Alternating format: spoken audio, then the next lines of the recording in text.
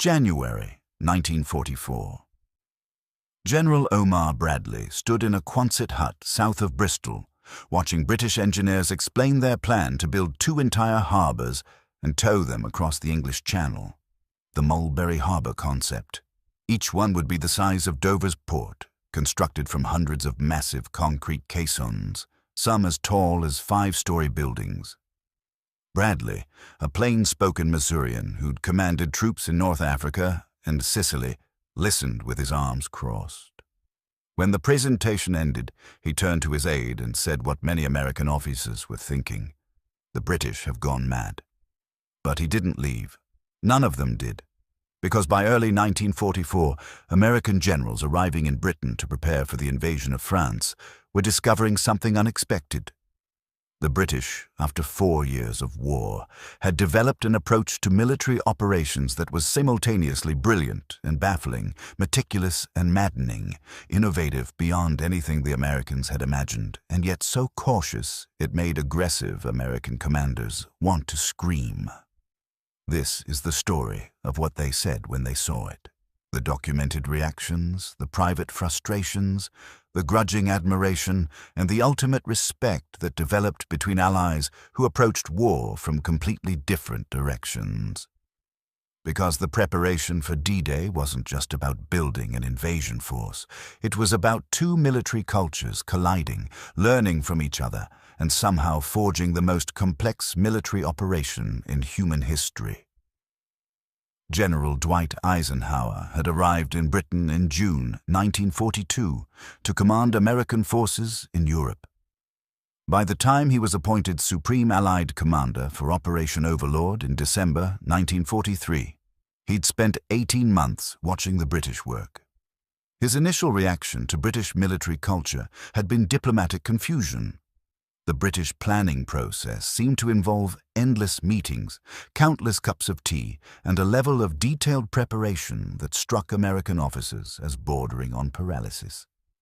But Eisenhower was learning to see what lay beneath.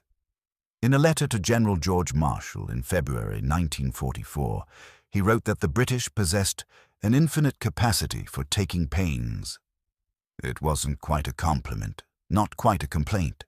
It was an observation from a man trying to understand allies whose entire approach to war had been shaped by experiences Americans hadn't shared. The British had been evacuated from Dunkirk. They'd endured the Blitz. They'd fought in North Africa for 3 years before Americans arrived.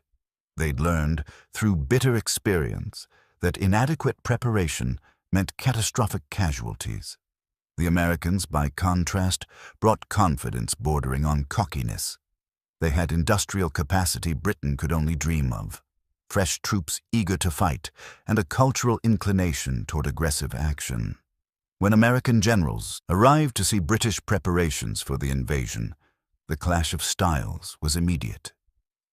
General George Patton, commanding the Third Army and stationed in England as part of the deception operation to fool Germans about where the invasion would land, made no secret of his frustrations. In his diary in March 1944, he wrote about British caution with barely contained contempt. After attending a planning session where British officers discussed elaborate preparations for potential setbacks, Patton scrawled, "They plan for defeat before they plan for victory." He meant it as criticism. But British officers reading similar American assessments thought, they haven't lost yet. They don't understand what failure costs. Yet even Patton, for all his bluster, found things that impressed him.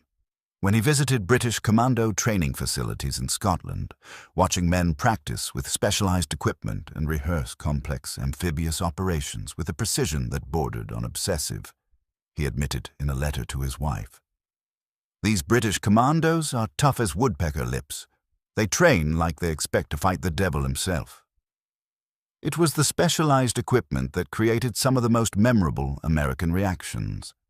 Major General Percy Hobart, a British tank expert, had developed an entire menagerie of modified armored vehicles for the invasion. Tanks that could swim, tanks that could clear mines by flailing the ground with chains, tanks that could lay bridges or carpets over soft sand, tanks that could shoot massive bunker-busting mortars. American officers dubbed them Hobart's Funnies, and the nickname captured their initial reaction: amused skepticism. Bradley saw demonstrations of these vehicles in March 1944. He watched a Sherman tank, modified with a flotation screen and propellers, actually swim across a lake. He watched another tank thrash the ground ahead of it with rotating chains, detonating mines. His first reaction, recorded in his memoir, was doubt. The British, he wrote, had a solution for every problem, including problems that didn't exist. American military culture favored straightforward solutions. You didn't need a swimming tank if you had enough landing craft to put tanks directly on the beach. You didn't need a mine-flailing tank if you had combat engineers who could clear mines the old-fashioned way. But Bradley was also a pragmatist. After watching the demonstrations, he asked British officers about casualty projections with and without the specialized equipment. The numbers were stark. The swimming tanks meant armor support on the beach in the first wave, not the third or fourth. The mine-clearing tanks meant infantry could advance without waiting for engineers to hand-clear every meter. Bradley didn't fully embrace Hobart's Funnies, but he authorized American units to use some of them. It was a compromise that captured the entire Allied relationship. Americans skeptical but willing to learn, British experienced but needing American resources. The Mulberry Harbors, though, were harder for Americans to accept. The concept was audacious to the point of seeming fantastical. Because the invasion couldn't count on capturing a functioning port immediately, the British proposed building artificial harbors in England, towing them across the Channel in pieces, and sinking them into place off the Normandy coast.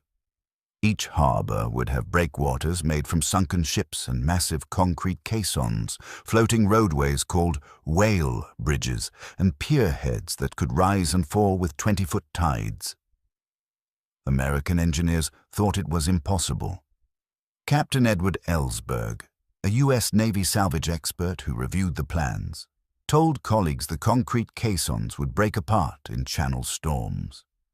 Army engineers calculated that building the components would require more steel and concrete than Britain could spare. Even if the harbors could be built, towing them across the Channel and assembling them under potential German fire seemed like engineering fantasy. But Eisenhower overruled the skeptics. In a meeting in February 1944, he listened to American engineers list their objections, then cut them off. "The British," he said, "have been thinking about amphibious operations while we were still figuring out which end of the rifle to hold. If they say it can be done, we're going to help them do it." It was Eisenhower at his best, diplomatic enough to praise British experience, blunt enough to end debate. The scale of British preparations impressed even the most skeptical Americans. By April 1944, southern England had become one vast military camp. American generals touring the staging areas saw British organization that made their own preparations look improvised. Every unit had detailed maps and models of their landing zones. Every soldier had been briefed on exactly what they'd encounter.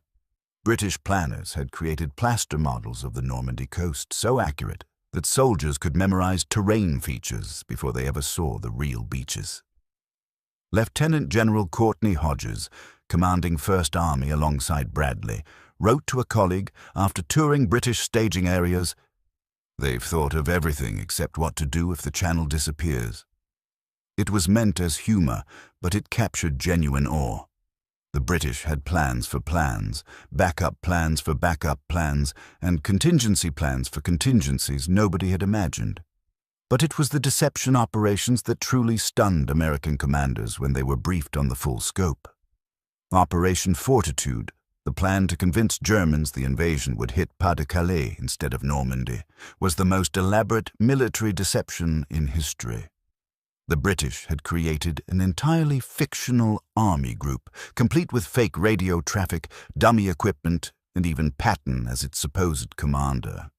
They'd recruited double agents to feed false information to German intelligence. They'd built inflatable tanks and landing craft that looked real from German reconnaissance aircraft. When Bradley received his full briefing on fortitude in March 1944, his reaction was documented by an aide. He sat silently for several minutes, then said, "Jesus Christ, they've thought of everything." The British deception operations worked because they understood something Americans were still learning. Modern war wasn't just about fighting. It was about information, about making the enemy see what you wanted them to see. General Walter Bedell Smith, Eisenhower's chief of staff, had perhaps the most complex relationship with British methods. Smith, known as Beetle, was responsible for coordinating Allied operations, which meant he worked daily with British staff officers. In his papers, his frustration is palpable. British planning meetings could last for hours, with endless discussion of details that seemed trivial to American officers. British paperwork was legendary. Every operation required written orders that seemed to grow longer with each draft. But Smith also recognized what the paperwork represented. In a memo to Eisenhower in April 1944, he wrote, "The British write everything down because they've learned that when things go wrong, which they always do, having a clear written plan means everyone knows what they were supposed to do before chaos erupted. We Americans prefer to improvise. They prefer to prepare. Neither approach is wrong, but ours gets more men killed in the first hour, and theirs sometimes means we don't fight at all." It was perhaps the most insightful assessment any American officer made about Allied differences. The British planned exhaustively because they'd learned the cost of improvisation. Americans improvised confidently because they hadn't yet paid that price. The rehearsals revealed both the strengths and weaknesses of British preparation. Exercise Tiger, in late April 1944, was supposed to be a full-scale rehearsal for Utah Beach.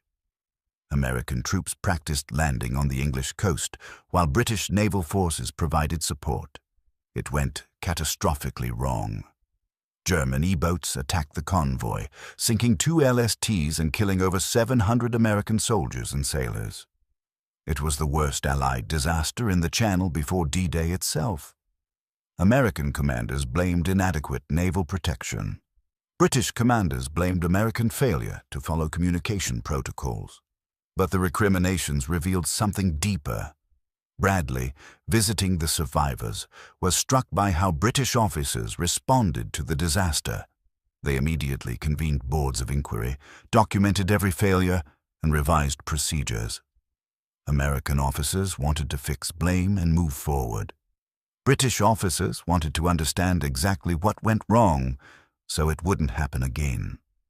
In his memoir, Bradley wrote about Tiger with unusual introspection. "The British taught us something important that day. They showed us that rehearsals are supposed to reveal problems, not prove you're ready. We wanted the rehearsal to succeed. They wanted it to teach us what could go wrong. They were right." As D-Day approached, American generals found themselves adopting more British methods than they'd expected.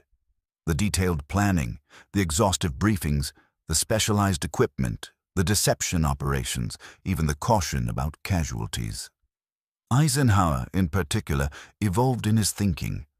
By May 1944, he was insisting on the kind of detailed preparation that he'd found excessive 18 months earlier.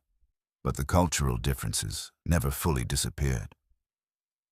On June 5, 1944, the day before the invasion, Eisenhower visited British and American units preparing to embark.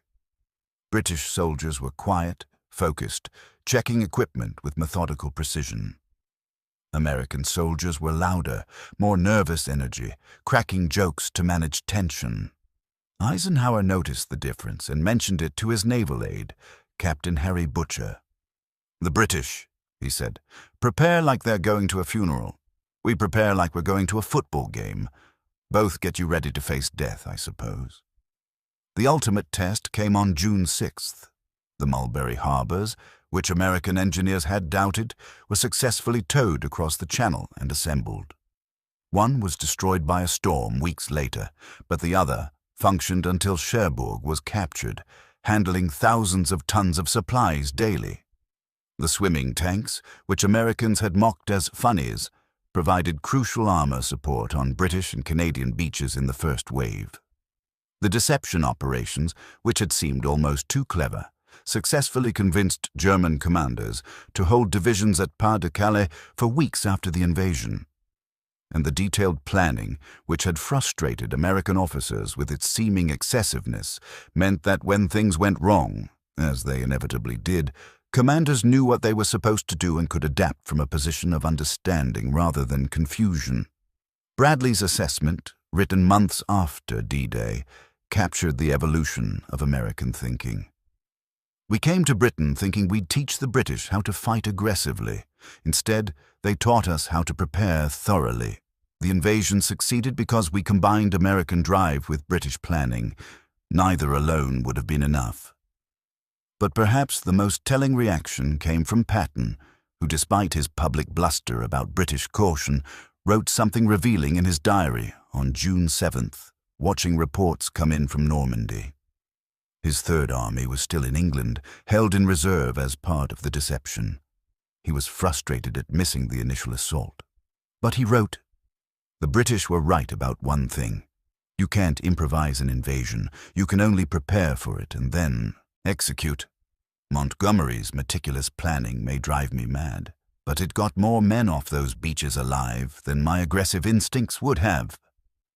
It was the closest Patton ever came to admitting the British approach had merit, and it revealed something important about the Allied relationship. American and British generals never fully agreed on how to wage war. American officers remained more aggressive, more willing to accept casualties for faster advances. British officers remained more cautious, more focused on minimizing losses. The tension between these approaches never disappeared. But by the time of D-Day, American generals had learned to see British preparations not as excessive caution, but as hard-won wisdom. The British had been fighting longer. They'd made mistakes Americans hadn't yet experienced. Their preparations, which seemed obsessive to fresh American eyes, were the product of 4 years of learning what worked and what got men killed unnecessarily. Eisenhower, in a letter to Marshall written weeks after D-Day, summarized the lesson. "The British taught us that preparation isn't the opposite of aggression. It's what makes aggression possible. You can't charge forward effectively if you don't know where you're going, what you'll face, and what you'll do when plans fall apart. We brought the drive. They brought the discipline. Together, we brought an army to France. The Mulberry harbors, the swimming tanks, the deception operations, the exhaustive planning, the detailed briefings, the specialized equipment, all of it had seemed excessive or impossible or too clever when American generals first encountered it. But all of it worked. Not perfectly. Nothing in war works perfectly. But well enough to get hundreds of thousands of men across the most heavily defended coastline in Europe and establish a lodgment that couldn't be thrown back into the sea. The American generals who'd arrived in Britain skeptical of British methods left with respect for an ally who'd learned, through years of bitter experience, how to prepare for the chaos of combat. They didn't adopt every British method. American military culture remained distinct, more aggressive, more improvisational, more willing to accept risk. But they learned that preparation and aggression weren't opposites. They were partners. When Bradley returned to the United States after the war, he was asked about Allied cooperation. His answer was diplomatic but revealing. "We taught the British to punch harder. They taught us to aim better. The combination won the war." It wasn't quite true. The British didn't need Americans to teach them courage, and Americans didn't need British to teach them competence. But it captured something important about what happened when American generals saw British D-Day preparations.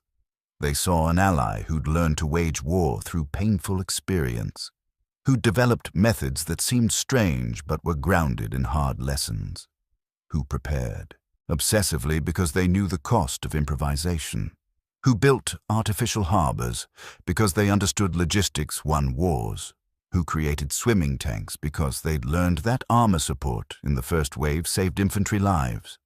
who planned deceptions because they knew information could kill as effectively as bullets. American generals arrived in Britain confident in their own methods. They left with respect for an ally whose methods were different but equally valid. And that respect, that willingness to learn from each other despite cultural differences and personal friction, was as important to D-Day's success as any harbor, tank, or battle plan. The preparations for D-Day weren't just about building an invasion force. They were about two nations learning to fight together, combining American industrial power and aggressive spirit with British experience and meticulous planning. What American generals said when they saw British preparations evolved from skepticism to grudging respect to genuine admiration. Not because they agreed with every British method, but because they recognized that their ally had learned lessons worth learning, had developed capabilities worth adopting, and had created an approach to war that, combined with American strengths, could accomplish something neither nation could achieve alone. The invasion of Normandy succeeded for many reasons. The courage of soldiers on the beaches, the air superiority that protected the landing force, the naval power that delivered armies across the Channel, the industrial capacity that built the weapons and equipment. But it also succeeded because American and British generals learned to respect each other's approaches, to combine different military cultures into a unified command, and to recognize that there were multiple paths to victory. When American generals saw Britain's D-Day preparations, they saw the future of warfare. Not just the specific innovations, but the principle behind them, that modern war required preparation on a scale previously unimaginable, that details mattered, that logistics determined strategy, that deception could be as powerful as firepower, and that allies who learned from each other were stronger than allies who merely fought alongside each other. That was the real lesson of what American generals said when they saw British preparations. Not any specific quote or reaction, but the evolution from skepticism to respect, from confidence in their own methods to appreciation for their allies' wisdom, from seeing differences as obstacles to recognizing them as strengths. The Allied victory in Normandy was built on many foundations, but one of the most important was the willingness of American and British commanders to learn from each other, to combine their strengths, and to forge a unified approach from two very different military cultures.